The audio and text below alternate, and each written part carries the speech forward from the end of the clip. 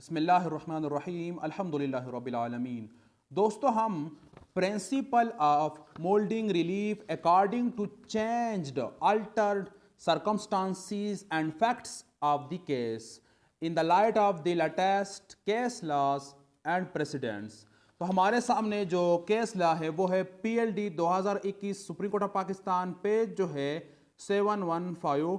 इसमें categorically discuss किया गया है para I civil procedure code order 7 rule 7 plaint relief not specifically sought in the plaint whether such relief could be granted by the court.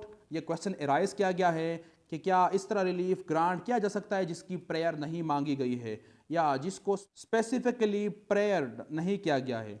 Courts were to look at the substances of the plaint not its form, and in appropriate cases the courts could mold the relief within the scope of the provisions of the Order 7 Rule 7 of the CPC 1908. Courts were empowered to grant such relief as the justice of the case may demand, and for purposes of determining the relief asked for or the relief to which the plaintiff was entitled, the whole of the plaint was to be looked।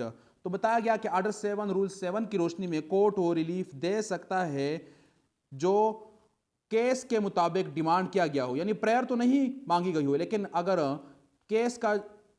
Case के facts को पढ़ा जाए तो मालूम होता है कि ये रिलीफ डिमांड किया गया है या ये रिलीफ बनता है या ये रिलीफ देना चाहिए जो हालात के मुताबिक है। In appropriate cases the court could mould the relief, तो रिलीफ ग्रांट हो सकता है।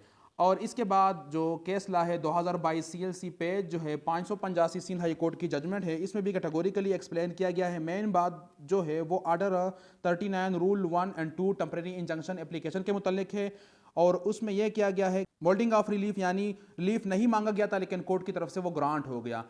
एक रिलीफ तो मांगा गया था लेकिन मजीद रिलीफ भी कोर्ट की तरफ से ग्रांट हो गए जिसकी प्रेयर नहीं मांगी गई थी। और आखिर में यह बताया गया है इसी प्रेसिडेंट के इस्लाम में court had ample power to mold relief to the facts and circumstances of the case.